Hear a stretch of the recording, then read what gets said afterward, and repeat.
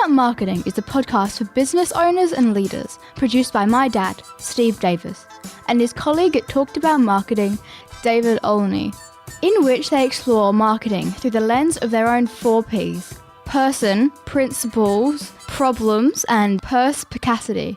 Yes, you heard that correctly. Apart from their love of words, they really love helping people. So they hope this podcast will become a trusted companion on your journey in business. David, if you slept over my house last night and you were waking up and we were having a chat this morning and I was wanting to offer you some eggs for breakfast, that's a form of me selling the idea, the concept of it, is it not? I think it probably is, because I'm guessing you wouldn't just say, would you want an egg? You'd probably say, my favourite way to have eggs in the morning is X. Would you like them? So you're a scrambled, poached or fried kind of guy. See, I'm a poached kind of guy, except when I'm home. Because I'm not at all that confident with my poaching. So at home, I fry or scramble. Right, so you're going to probably only suggest the two that you're comfortable doing. So you're still going to be selling to avoid the one that would make you unhappy if it didn't turn out well. Yes, and so this is all about the theme of today, which is to sell is to human, because I realise I do that too when I offer guests coffee, because I only drink short blacks, and I've never used the milk frother on my machine. So when you're at my place, you'll hear me say, right, would you like a short black or a long black? That's what I offer you. I'm human, David. I'm human.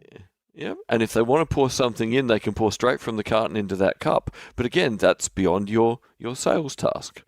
We're going to dive deeper into that later. Right now, though, I'm getting ready to slip into something a little more comfortable. Our 4 Ps. Number 1, person. The aim of life is self-development, to realise one's nature perfectly. That is what each of us is here for. Oscar Wilde.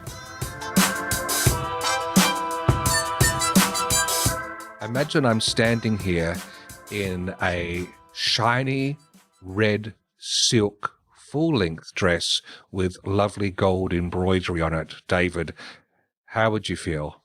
Probably glad to be doing this via internet and being in a different place. That way you can enjoy what you're doing, I can enjoy what I'm doing, but I don't have to work out what it would mean to enjoy doing the two things simultaneously. Yes. Well, I mention that because the focus for this first segment about the person is actually drawing a little bit of inspiration from the life of Miss Gladys Sym Choon, a very well-known establishment in South Australia. Do you know it actually opened in 1923? Long time ago. That's almost 100 years ago. My brain just caught up with the passage of time. But I want to raise one aspect of her life with us that I think all of us who own or in leadership positions within business could learn from. And I'll set it up with a couple of abstract snippets from coverage by SBS. Well, we're very proud of her, my brothers and I, because we didn't realise until we'd more or less left school that what my mother had achieved. They sold kind of napery, embroidery, lingerie, Chinese handcrafts, porcelains, that kind of thing. And it was very much selling like an exotic view of China to the white person in Adelaide. In lots of the advertising, she's posing with lanterns or she's wearing Chinese dress, and in her private photos at home, she never wears any of those things.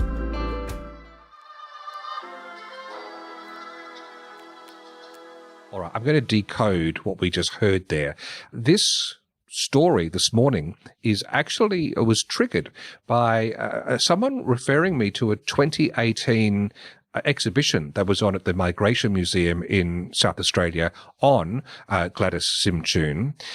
Because if we think about it, 1923 is a time Australia was very young, fledgling after Federation in 1901, and on the cusp of the White Australia policy coming to the fore.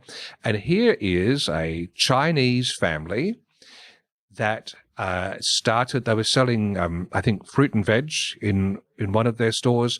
And then Gladys Sym Choon opens up a shop in which she starts selling interesting Asian articles. So knickknacks, little snippets of clothing, things that you can put in your house that add a little bit of intrigue. And so what we're talking about here is someone who had an opportunity in this marketplace to bring value by providing the exotic, providing something different. So what I remember seeing from some of the research was she would often be going overseas and coming back to, get hold of inventory, but she would take orders from customers who were looking for particular things, and she would hunt overseas to see if she could find them. Okay, so that's a little bit of a backstory there, just as an aside, by the way. Just how tough it must have been to be a Chinese family in Australia back then. Every time they left to go overseas to come back, they had to apply for special documents to exempt them from a dictation test, which every non-European had to do, which meant getting references to write about them, getting their fingerprints inked and applied to the form, all these steps every single time just to go in and out of the country. So that's tough. And anyone here listening within small business world or business itself knows, hey, life is tough. There are little challenges every day. So that was one strand. But here's the crux for today. In a lot of the ads for Miss Gladys Sym Choon, you would have seen her holding Chinese lanterns or wearing exotic dresses. Okay, that was the image that she cultivated. But in the private photos, she's never wearing anything like that. And that's what made my ears prick up for us today here. To get known, to get talked about, instead of trying to smooth over the quirks that we have, the things that make us different. Maybe lying in those little kinks are the very things that make us memorable and intrigue and perhaps tease out some interest from others. David, would you like to reflect on that insight from the perspective of those of us who are trying to get by in this world? I think the key thing she seemed to have worked out brilliantly, and that is people were going to see her as different. And if you're going to be seen as different, make sure you shape how different you are. Like she turned being different, being Asian in Australia, in a very difficult time to be Asian in Australia, into being glamorous, exotic, to making sure that the clothes she wore or the things she held were beautiful, and suggested they'd come from a culture that had a profound sense of how elegant things should be and how well-made things should be.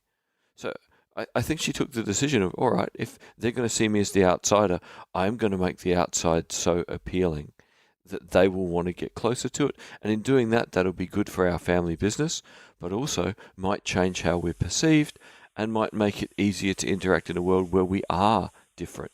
1923 Australia. If we think about this just a little bit further, most of us, well, firstly, are focused on ourselves and worried about how we're being perceived, so we don't really see much around us.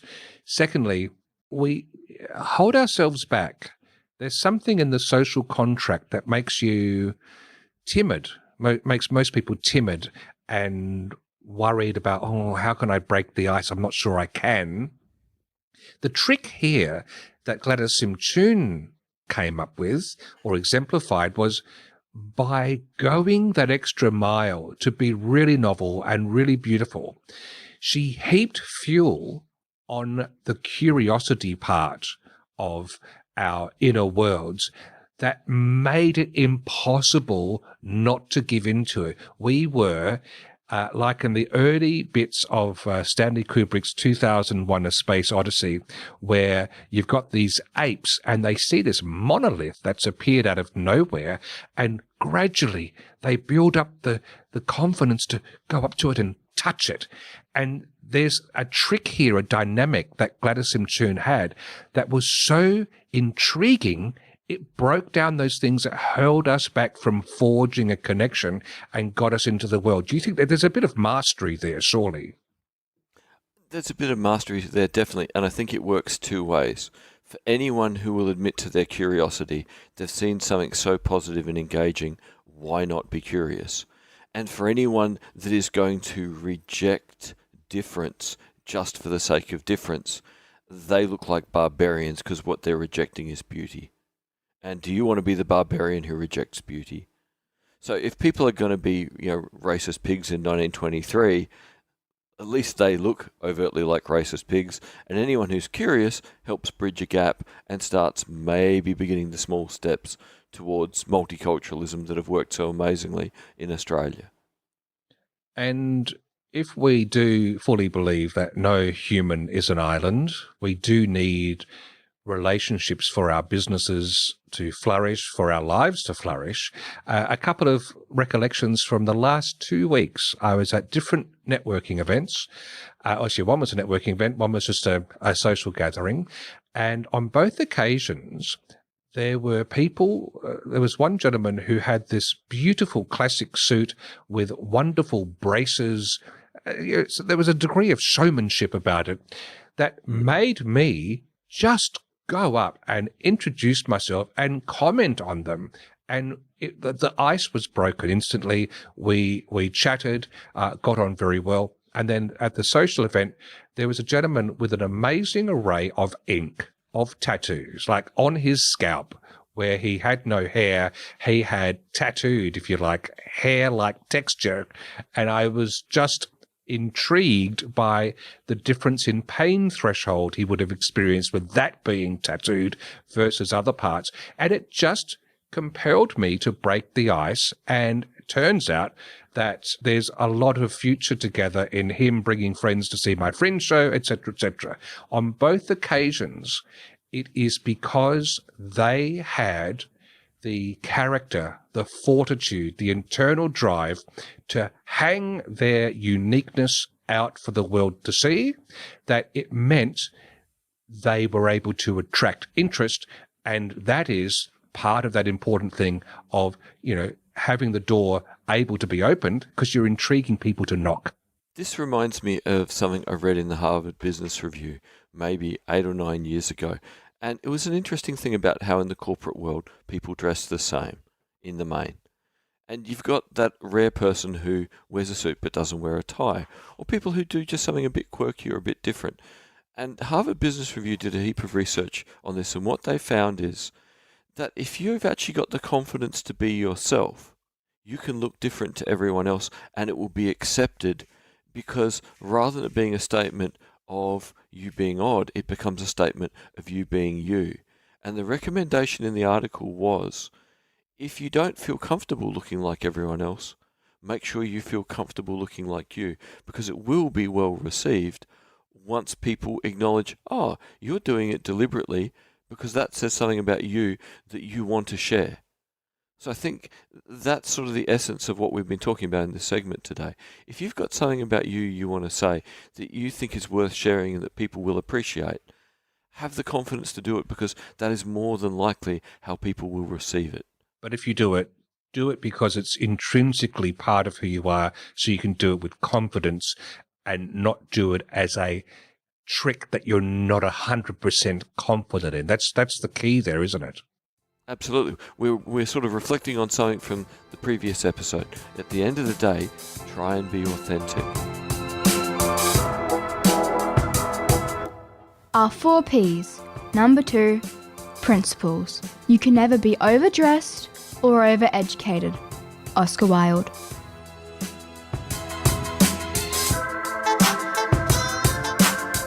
David Olney, the author and speaker Daniel Pink, has a book called To Sell is Human. But isn't to love human?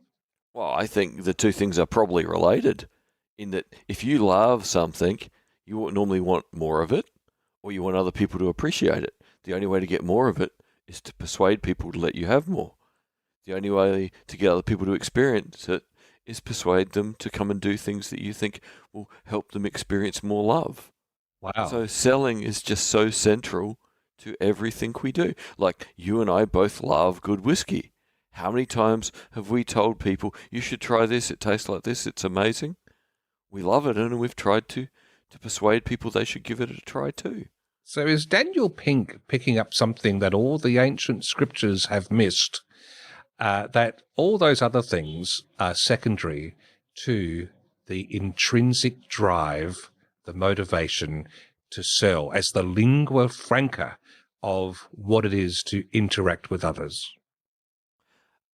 I'm not sure if everyone missed it or if he's just been much more upfront about explaining it in a world where, because of modern media, we are so bombarded with adverts in a way that humans weren't before radio and TV.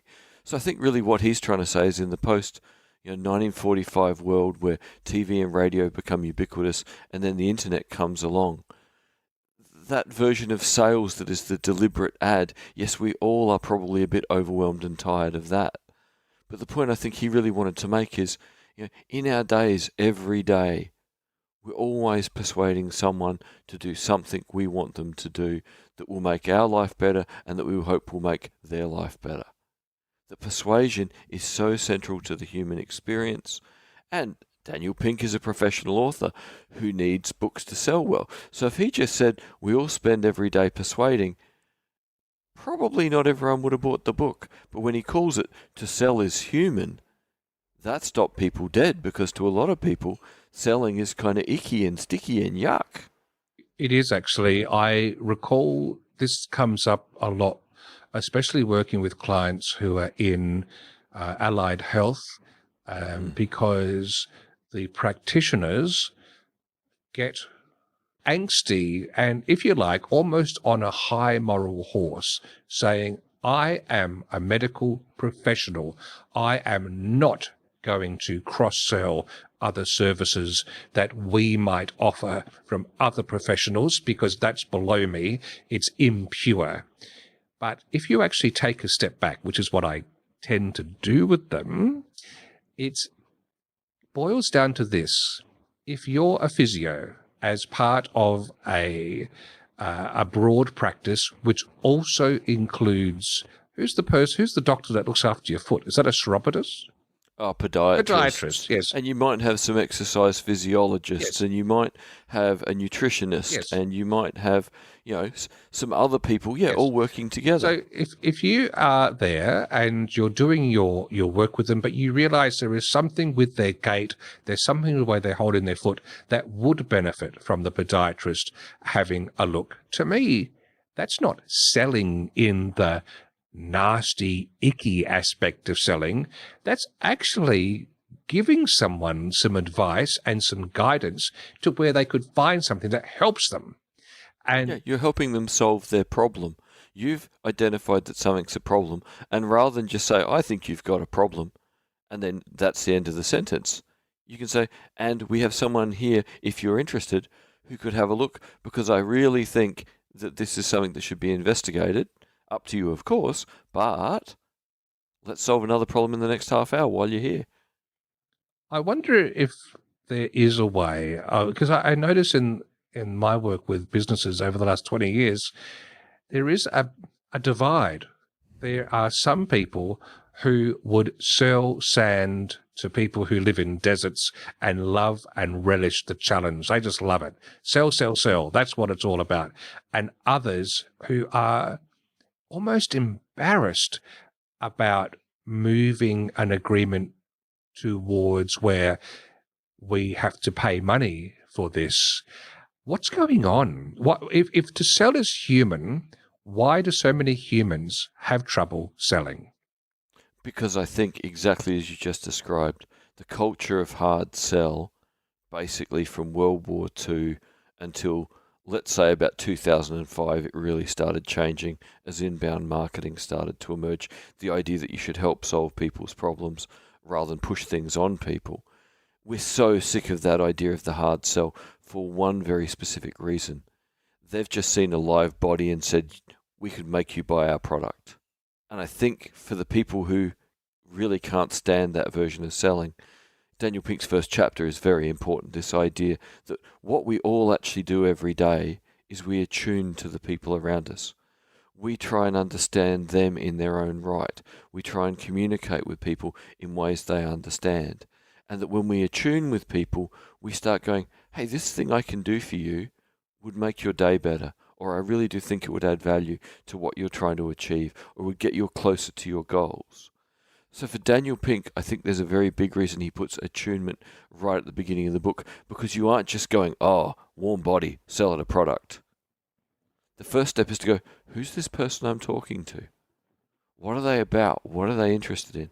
What do they want to achieve? Do I know how to do or have access to anything that will help them get where they want to go? And if I do, well, why not help them? Because if by helping them, they get further down the path they want to go, and I get to use my expertise, and I get to make enough money that I've still got a business tomorrow, but everyone won, where's the problem? So it would follow that if you're not doing any of this at the moment, even taking 5 minutes to reflect on the other person, to attune to them as best as you can before you engage, would have potential for much greater reward of outcome, and in that win-win-win scenario. Because I reflect back when I was working for someone else selling a wine product, and the wine was not one, I knew it filled a niche in the market, but I would never drink it myself. And it was a great uphill struggle because you couldn't attune with the product or the person you were selling to. Yeah. And I wonder if you're listening to this today and you do have moments of vulnerability and feeling that you can't be as persuasive as you should be, is there some internal reflection to ignite your own understanding and confidence in the value of your product or service so that you believe it, and that it's actually from a place of being good and being helpful that you want others to know about it. So you're driven by that enthusiasm where you see a good connection that this will fit a hole or a need that the person or the organization you're about to pitch it to or discuss it with matches. This taps back into our previous episode where we were talking about status versus value. How much value are you adding to someone's day by pitching a product toward them? And if you're not adding value to their day, why are you pitching that product? Have you got other products? Could you develop a more valuable product that would be more useful to more people and you would feel more passionate about putting it in front of people to be considered? You know, it's a big thing to have to realize that maybe actually what you need is a different product. But if that product is higher value and solves more people's problems, you're going to enjoy going to work much more, and you're potentially going to be rewarded much more for the work you do. So to sum up, to sell is to human. Selling is not a dirty word because we do it all the time. It is about enthusing someone's interest in an outcome or a choice that ideally we believe is best for them, whilst also being good for us. Yeah, that's a pretty good summary. And to remember that if you don't really understand what someone's about yet and what they need or want, that's where old-fashioned sales of it's a live body, sell it a product. That's what people feel is an icky thing. Take 5 minutes to go, hi, you walked into our store. Do you know specifically yet what you're interested in? Or do you need more information? Or, tell me what made you walk in the door. Let's start from basics and get a level of attunement. And then push here, sign hard.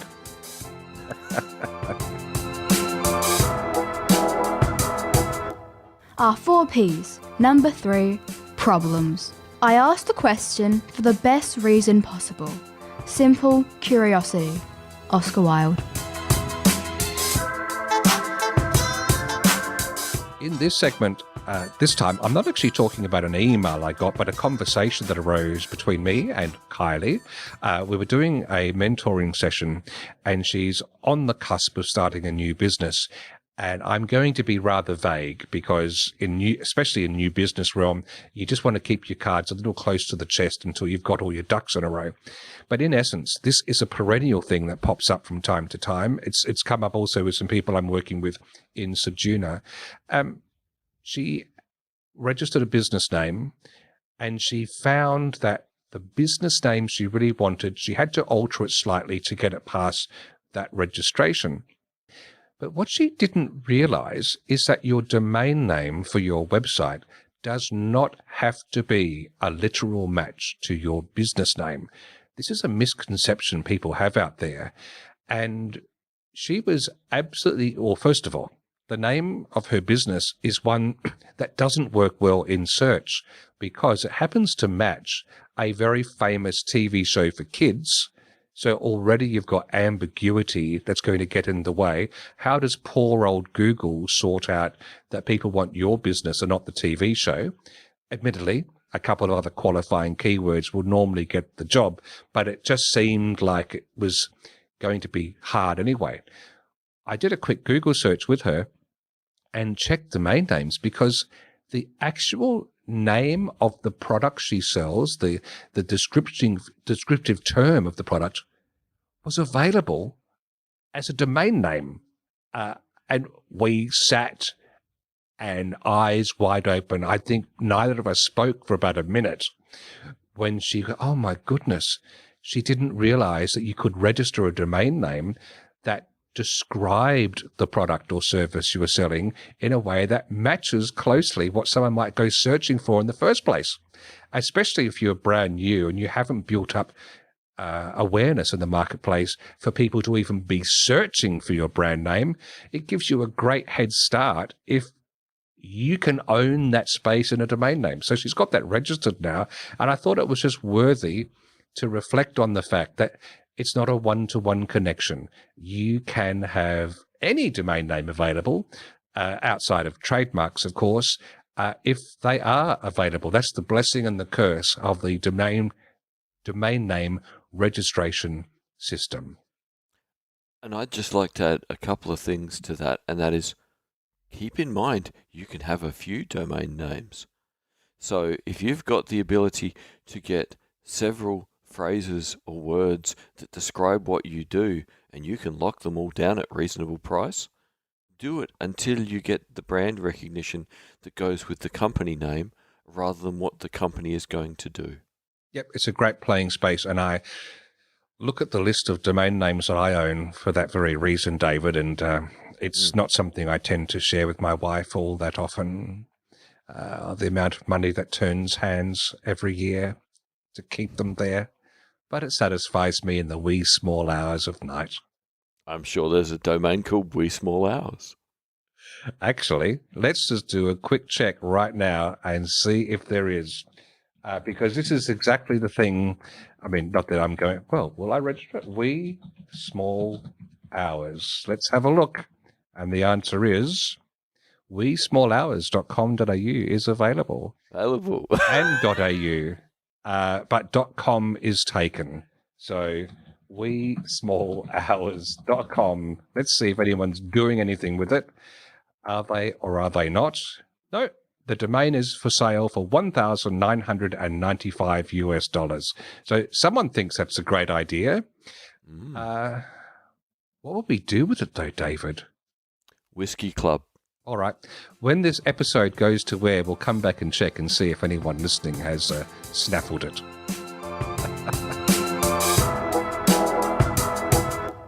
Our 4 Ps.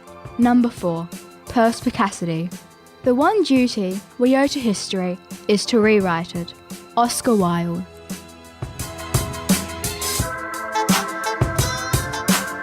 Travel all over the countryside, ask the Leylands, ask the Leylands. I apologise for breaking into song without a warning. And of course, I'm talking about the Leyland P76, David Olney. In fact, you are the one who raised this as a topic for us to discuss. I'd never heard of the Leyland P76. I'm assuming it's some sort of four-wheel drive, or am I wrong?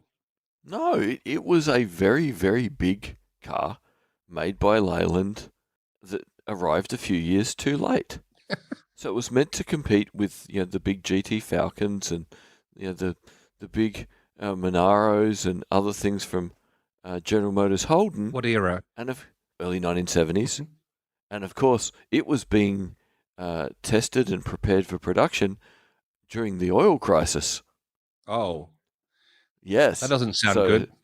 No. So suddenly, Big Car was released in original TV ad for Big Car, which you can find on YouTube. They talk about how you can put a oil drum in the boot. Like, who wants to put an oil drum in the boot? Particularly with what that oil drum is going to cost you. Let's see if we can hear a little slice of the P76 advertising. 76, Leyland P76. You are the very pits, and I dislike you. Leyland P76. Your car, sir? No. Unfortunately. Never ever should have been built at all. From the minute they were launched, they were lampooned. From 1973 to 74, about 18,000 P76s rolled off the production line and into the automobile industry's Hall of Shame. All right. That is, I remember living through the oil crisis. People were very anxious and very worried about there not being enough petrol. So, and that's where all the Japanese four-cylinder cars just swarmed the market. Yep, suddenly it was the logical thing to have, not just from build quality, but also from affordability. So suddenly perceptions changed literally overnight. So how do we understand this? At what point in that process does someone have the courage to say, hey, maybe we should modify these plans? That is this important question, is that people get so committed to their dream. Like Leyland had not had a car to compete with, large engined, large sedans in Australia, and it desperately wanted to get in that market. But that to me suggested, have you done much market research? It's a current market. But look at the state of the world. Where else in the world but Australia did cars like, V8 Falcons and V8 Commodores appeal to a large number of people? Already by the early 70s in most of the rest of the world, that segment was collapsing. So for a company like Leyland that was going through all the chaos of the transformation of the British economy, was within the Australian economy, which was a very small economy, do you really want to build a car for a few 100,000 people? Is that a good investment of research, development and production money? So what's the equivalent thinking process that's going on here? At the time of recording, we're only a month or two out of the Royal Adelaide show that was just held. And the closest I can find to capture this thinking by Leyland is the young child looking at the show bag catalogue and falling in love with a particular show bag that they now want and they must have, going to the show, like waiting, counting down the weeks and days and hours, finally getting mum and dad to say, okay, it's time now to go and look at the show bags, and then walking up and seeing the big spread up on the wall of everything in it and noticing that the make value of the toys, etc., are really crappy, and the size of the lolly bags are much smaller than they thought, but deciding, no, I want this, so I'm going to go ahead and buy it anyway. That, to me, is what Leyland did. They basically had a dream and looked probably at the very beginning of the development process, but didn't build in the opportunity to go, we should legitimately reassess when we have more data. So this goes back to the idea that, just because when you had your first bit of data, do you think there was a good conclusion? How can you make a decision only based on the first lot of data? There have to be a few more points along the way where you can reassess new data and go, we haven't got to the point yet of being so invested we can't stop. What's going to happen if we continue down this path despite the new data? And I think for small business in particular, this is so important because a good idea is a good idea, but can small businesses afford to have all their resources in one new idea, one new product, and not stay adaptive to the market? And the other thinking technique here is the one where, in fact, this came up in conversation with a client just recently, a red light, hitting a red light is much less expensive at the beginning of a process than if you've invested time and money in it down the track. Yep. And we should, as annoying and frustrating as it is, sometimes honor and be sensitive to the red light up front and move on before you've got all the sunk costs and the opportunity costs from going too far down a track that was fraught. And that's the other name for this, is the sunk cost fallacy. And that is the more resources you put into something, well, of course it must be worth continuing. Whereas actually being able to say, no, it's actually time to stop, burn it down, move on, reallocate resources, reallocate people. Because if we keep going, all we are going to do is build something that will be a museum curiosity. Rather than a legitimate part of our economic future. Hey, and there's some value in being a museum curiosity. Oh, it's awesome, as long as you don't have to get paid for the next 20 years. Yes, exactly. All right. So, did you ever drive in a Leyland P76? I don't think so. There were so few of them that even as a little kid, having a dad and an uncle who were into cars and them going, oh, that's going to end poorly. That's the bit I remember. Well, I'm just going to have a quick look to see if there is a Leyland P76 for sale. And yes, they are. You can still buy them. Guess what they go for now? It's going to be horrendous because of rarity. $53,000 for the Leyland P76 Executive. And it's huge. So if you're going to do this, don't only factor in the cost of the car, but also the cost of expanding the width of your carport as well. They are huge. You can carry the whole family and the whole family's family and the cat. On that note, let's walk to our next appointment, David Olney. That might be the more... Because we can't afford to drive the P76. Yes. It'll cripple us.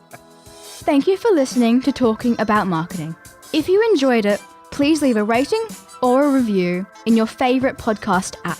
And if you found it helpful, please share it with others. Steve and David always welcome your comments and questions, so send them to podcast@talkedaboutmarketing.com. And finally, the last word to Oscar Wilde. There's only one thing worse than being talked about, and that's not being talked about.